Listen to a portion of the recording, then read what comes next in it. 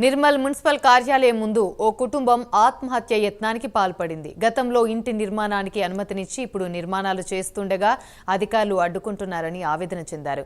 తమకు న్యాయం చేయాలని ఒంటిపై పెట్రోల్ పోసుకుంటూ ఉండగా పోలీసులు అడ్డుకున్నారు.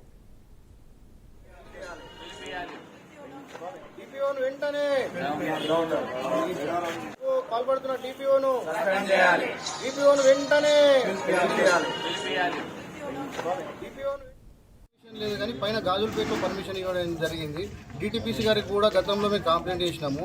ముఖ్యంగా ఈరోజు మేము ఇక్కడ కూర్చున్నందుకున్న వార్డు ప్రజలతోటి ముఖ్య కారణం ఏంటిదంటే వాంటెడ్లీ వీళ్ళను అమాయకులు 120 సంవత్సరాల చరిత్ర ఉన్న వీళ్ళ ఇంటికి పర్మిషన్ తీసుకొని వాళ్ళే ఇచ్చిన పర్మిషను వాళ్ళు ఎవరో ఎక్స్పర్ట్ కంప్లైంట్ చేసిందని చెప్పుకుంటా ఆర్పీఐ ఈపీఏ మమ్మల్ని సతాయిస్తున్నా అనుకుంటా పిఏలను చెప్పి రాజకీయ నాయకులను బంధనం చేస్తూ ఆయన పబ్బం గడుపుతూ వీళ్ళను ఇంటర్నల్గా వేధిస్తున్నాడు.